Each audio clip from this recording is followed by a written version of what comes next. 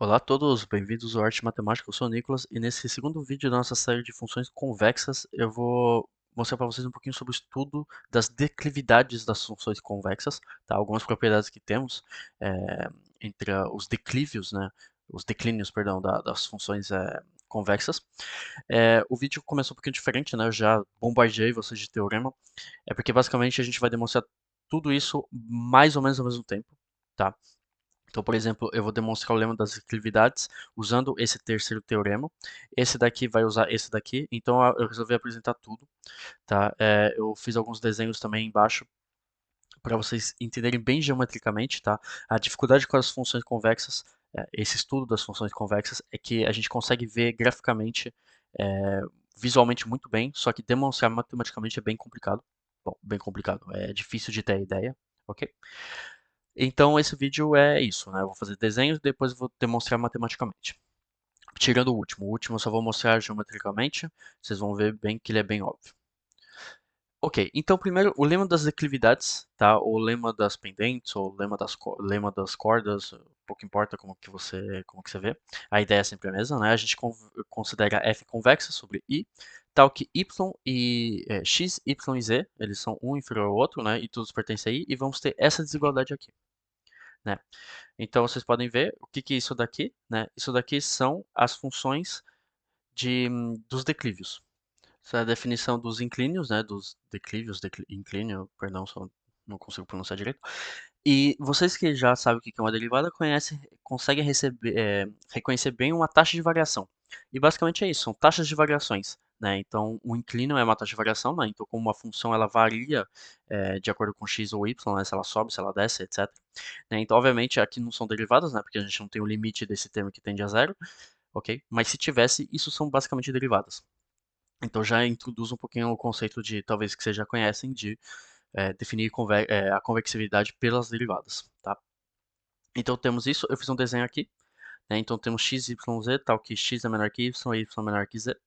Né? E vocês veem bem que a taxa de variação entre x e y vai ser menor que a taxa de variação entre x e z, que vai ser menor a taxa de variação de y e z. Tá? Isso daqui no nível de inclinação da curva, ok? Então o declívio dessa curva aqui é maior do que dessa e dessa. Né? Visualmente a gente consegue ver mais ou menos no meu desenho, só que se a gente pegar uma função, por exemplo, uma parábola, a gente consegue ver bem mais explicitamente isso daqui. Ok? Então vamos começar a demonstrar isso daqui. Primeiro a gente tem que mostrar isso daqui. Então para isso eu vou fazer um desenho.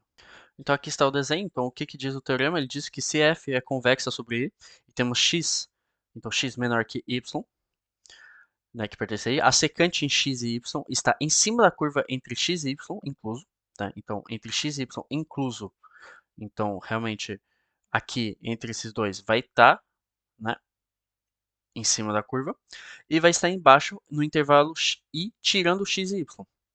Ok, vai estar então embaixo tirando x e y. Ok, então eu fiz um desenho um pouquinho radical aqui. Obviamente vocês pensam que x e y está bem mais próximo, né? Então visualmente a gente consegue ver que a tangente vai estar em cima da curva entre esses dois pontos e vai estar embaixo da curva entre esses dois pontos. No intervalo tirando o intervalo entre esses dois pontos. Ok? Então esse foi o teorema 3. Eu só vou mostrar visualmente aqui para vocês. E agora a gente vai poder atacar o lema das declividades. Primeiramente, a gente vai mostrar, perdão, a gente precisa demonstrar esse teorema primeiro antes do lema das declividades, né? Então, eu vou demonstrar que se f é convexa sobre i, isso daqui é uma equivalência a dizer que a taxa de variação é crescente sobre i tirando 1. Ok? Então, primeiro eu tenho que mostrar que a taxa de variação sempre vai ser crescente se f é convexa, e isso daqui é uma equivalência. Ok? Então, vamos considerar, então, seja x1 inferior a x2, em i tirando o nosso ponto A, por exemplo. Ok, então eu quero demonstrar que a taxa de variação f de x menos f de a sobre x menos a é crescente sobre i tirando a. É isso que eu quero mostrar. E vamos ter dois casos. Então, o primeiro caso, então, o caso 1, é se x2 for maior que a. Né? Então, se a gente fizer um desenho aqui, então temos uma curva assim. Vou fazer uma curva um pouquinho melhor. Fazer uma curva assim. Né? Vamos ter dois pontos aqui. Vamos ter x1, f de x1. E vamos ter x2, vamos ter, perdão, x2, f de x2. ok? E agora eu quero considerar que x2 é maior que a, então ele está aqui o nosso ponto A. Então, nosso ponto A, f de A, ok? Então, esse é o primeiro caso. Então, obviamente, isso daqui é equivalente a dizer, né? Então, isso daqui implica que x2 não pertence ao intervalo x1a, né? Ou a x1. Por quê? Porque eu escrevi dessa maneira, né? Eu escrevi que a vem depois de x1, mas não necessariamente isso é verdade, né? A pode vir antes de x1, porque a nossa única suposição é que x1 é inferior a x2. Então pode ser ou um ou outro, ok? É só para a gente estar num termo um pouquinho mais geral, né? E agora a gente vai escrever a equação da secante, né? Então vai ser y menos f de a igual a f de x1 menos f de a. Então isso daqui veio o primeiro vídeo do meu canal, por sinal, onde eu explico a equação da tangente da secante. Então vai ficar x1 menos a vezes x menos a. Ok? Então agora, se a gente substitui y por f de x2, isso daqui vai ficar f de x2 menos f de a. E a gente consegue deduzir, né, pelo desenho, que isso daqui vai ser superior ou igual a f de x1 menos f de a sobre x1 menos a vezes x2 menos a. Ok? Isso daqui pelo desenho e também pela essa propriedade aqui. A gente consegue deduzir que isso vai estar em cima. Ok? Agora a gente vai dividir por x2 menos a. Por que, que a gente pode? Porque x2 é estritamente superior a a, então ele não pode ser igual a a. Então não temos uma divisão por zero. Então vai ficar f de x2 menos f de a, aqui, dividido por x2 menos a, que vai ser superior ou igual a f de x1 menos f de a sobre x1 menos a. Ok? Como a gente supõe que x2 é maior que x1 e temos a taxa de variação de x2 que é maior do que a taxa de variação de x1, então isso daqui mostra definitivamente que a função é crescente no primeiro caso, ok? Porque ela mantém a ordem. Agora, vamos fazer o segundo caso. Então aqui eu supus que x2 é maior do que a, então agora eu vou supor que x2 é menor do que a. Ok? Não vou refazer o desenho, isso daqui implica então que x2 pertence ao intervalo x1 a necessariamente, ou AX1. AX1 não pode, porque justamente x2 é maior do que x1, então só pode pertencer a esse intervalo aqui. Equação da tangente, ou da secante, vai ficar y de f de a igual a f de x1 menos f de a dividido por x1 menos a vezes x menos a. Ok? Então isso daqui a gente consegue supor pelo desenho que eu não fiz, mas se vocês fizerem, vocês vão ver que f de x2 menos f de a vai ser dessa vez inferior ou igual a f de x1 menos f de a dividido por x1 menos a x2 menos a, ok? Agora, x2 menos a é negativo, por quê? Porque x2 é menor do que a, então vai ficar menor do que a menos menor do que a, né? Então isso daqui é negativo, então a ordem da equação, da inequação vai trocar, da desigualdade, né? Isso daqui não é igual a zero, então eu posso dividir, então vai ficar f de x2 menos f de a dividido por x2 menos a, superior ou igual, né, porque troca, porque esse termo aqui é menor do que zero, a f de x1 menos f de a dividido por x1 menos a. Ok? Então temos a mesma conclusão, né? Se temos um maior que o outro, porque esse sempre foi a nossa suposição, e a gente aplica a taxa de variação, né? Temos que a ordem se mantém, então temos que a função é crescente. Então a gente conseguiu demonstrar esse primeiro teorema. Agora a gente vai o segundo teorema. Então agora a gente vai demonstrar o lema das declividades finalmente. Então vamos partir daqui, né? Então a gente vai considerar seja x, y, z que pertencem a i, tal que temos x inferior a y inferior a z, ok? E agora a gente vai supor, né, pelo que a gente acabou de mostrar, que vamos ter f de x menos f de a, dividido por x menos a, que vai ser inferior ou igual a f de y menos f de a sobre y menos a. Ok? E agora eu vou fazer uma mudança de variável. Eu vou fazer uma mudança de variável, mas aqui primeiro eu vou mudar as letras, porque senão a gente vai se perder. Perdão. Por isso, porque eu defini a taxa de variação dessa maneira, então a gente vai fazer um UVW. Então vai ficar UVW. Tá? Então isso daqui não muda, porque essa é a nossa suposição do teorema que a gente já demonstrou. E agora eu vou botar a mudança de variável A igual a U, X igual a V e Y igual a W.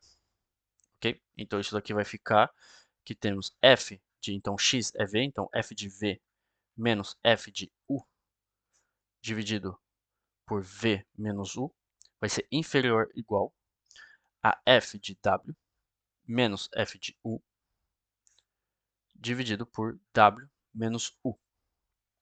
Ok? Então temos o primeiro ponto, né? Depois eu vou fazer o eco, então temos que y seria o nosso v, então temos f de y menos f de x sobre y menos x, né? Então eu vou reescrever só para vocês não se perderem, vai ficar f de y menos f de x dividido por y menos x, que vai ser inferior ou igual, então a f de z menos f de x sobre z menos x, tá? Então, reescrevendo como a gente já tinha demonstrado, então temos isso daqui que é inferior a isso daqui, e agora a gente quer mostrar que isso daqui é inferior a isso daqui. Então, como a gente faz isso? A gente faz outra mudança de variável, só que diferente. A gente vai colocar aqui a igual a w, x igual a u e y igual a v. Né? Então, isso daqui vai ficar que f de u menos f de w sobre u menos w vai ser inferior ou igual a f de v menos f de w sobre v menos w. E se a gente reescrever da maneira que a gente fez, então vai ficar f de x menos f de z. A, então vai ficar f de x menos f de z, então vai ficar x menos z, inferior ou igual a f de y menos f de z sobre y menos z. Ok? Vocês podem ver aqui que temos um pouquinho diferente, né? Então temos f de y menos f de z que está menos, e f de x e f de z que está menos, ok? Mas vocês veem bem que a ordem vai se manter, porque vai ficar menos isso inferior ou igual a menos isso, então vai ficar isso daqui inferior ou igual a isso, ok? Então a desigualdade não muda, então temos realmente a demonstração aqui feita para a desigualdade. Agora o que a gente tem que fazer antes de terminar é mostrar que isso daqui implica que a função é convexa, tá? Porque lembre-se que no segundo teorema eu tinha f é convexa sobre C e somente C. Então se isso daqui é crescente, o que a gente já fez aplicando para isso daqui, mas a gente não mostrou que se isso daqui funciona, f é convexa, ok? Então temos que ter uma equivalência aqui. Então vamos fazer isso. Ok, agora suponhamos que a desigualdade das declividades funciona, ok? Então, e que a taxa de variação é crescente, né? Porque é por isso, senão isso daqui não funcionaria. E agora a gente quer demonstrar que isso daqui é convexa. Então não temos nenhuma suposição sobre como é que a função f se comporta, ok? Então eu vou colocar um seja, peraí, que me perdi aqui nos meus fios, seja x estritamente inferior a y, que pertence a i, né, são dois pontos G, e lambda, um parâmetro que pertence entre 0 e 1, tal que x vai ser estritamente inferior a lambda x mais 1 menos lambda vezes y, que é estritamente inferior a y. Tá? Então eu forcei aqui uma aparição de um termo que a gente gosta na convexividade, que vai estar entre x e y. Eu forcei isso daqui. Ok? Agora eu vou falar que a igual a x e b igual a esse termo aqui, então lambda x mais 1 menos lambda y, e eu vou falar que c igual a y, ok? E agora eu vou fazer para cada caso. Então, b menos a. b menos a igual a lambda x mais 1 menos lambda y menos a, então menos x, ok? Isso daqui, se vocês distribuírem e fatorizar, vai ficar 1 menos lambda fator de y menos x, ok? Façam com calma para vocês verem que isso daqui é verdade. Agora eu vou fazer c menos a. C menos a seria y menos x, isso daqui não muda. E agora c menos b, né, que é o último caso, c menos b. Isso daqui vai ficar y menos lambda x menos 1 menos lambda y. E isso daqui, mesma coisa, vai ficar lambda de y menos x. Tá? Eu deixo vocês fazerem um cálculo com calma. Ok? E agora eu vou substituir tudo. Ok? Então vamos lá. Então vai ficar f de lambda x mais 1 menos lambda y menos f de x. Tá? Então aqui eu estou fazendo f de b menos f de a. Então o nosso primeiro termo aqui. Sobre 1 menos lambda y menos x inferior ou igual a f de y, tá? Então vai ficar inferior ou igual a f de c menos f de a, né? Perdão, f de c menos f de b. Eu vou fazer isso.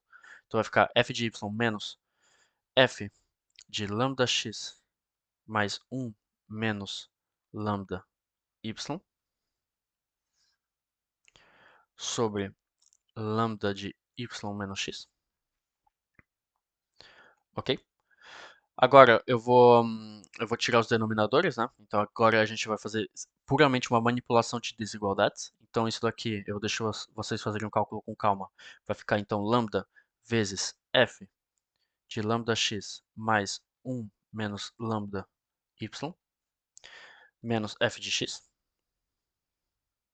inferior ou igual a 1 menos lambda fator de f de y menos f de lambda x mais 1 menos lambda de y. Ok? Tá? Então deixa vocês fazerem com calma, eu tirei todos os denominadores. Ok, agora eu vou fazer uma manipulação, né? Porque eu quero reconhecer algumas coisas. Eu quero isolar o lambda de f de x mais 1 menos lambda f de y aqui, né? Porque eu quero demonstrar a convexidade. Então, se vocês ainda não entrou na cabeça, reescrevam o que é a definição da convexidade e tentem encontrar a forma que a gente quer. Ok? Então, vamos manipular isso. Então, vai ficar lambda de f de lambda x mais 1 menos lambda de y menos lambda de f de x, tá? Então eu distribuí o lambda aqui, inferior ou igual. Então eu vou distribuir o 1 menos lambda, então vai ficar 1 menos lambda f de y menos 1 menos lambda f de lambda x mais 1 menos lambda y. Ok? Então agora eu fatorizo por f de lambda x, né? Porque a gente reconhece aqui lambda x e aqui. Então isso daqui vai ficar igual a lambda mais 1 menos lambda vezes f de lambda x mais 1 menos lambda y inferior ou igual a lambda x, eu passo esse termo aqui para o outro lado, então lambda x f de x mais 1 menos lambda f de y. Ok? Esse termo aqui, consequência igual a 1, né? Porque lambda menos lambda 0 mais 1, né? Então temos que f de lambda x mais 1 menos lambda y inferior ou igual a lambda de f de x mais 1 menos lambda f de y. Ok? Essa é a definição de uma função convexa. Ok? Então, demonstramos que se a gente sair da desigualdade das declividades, a gente consegue demonstrar a convexividade. Então, vocês veem bem que esses três teoremas eles estão todos interligados entre eles. Tá? Então, eu tive que mostrar que ela é crescente com isso daqui, né? Usando essa propriedade geométrica. Demonstrei que ela é crescente para demonstrar isso. E depois disso, eu mostro que todo mundo é convexo. Ok? Então, muito obrigado por ter assistido. Eu espero que não tenha sido muito confuso. Tá? As funções convexas, elas não são tão simples quanto parecem, mas também não é nenhum desafio que a gente não consegue derrubar. Ok? Então, muito obrigado por ter assistido.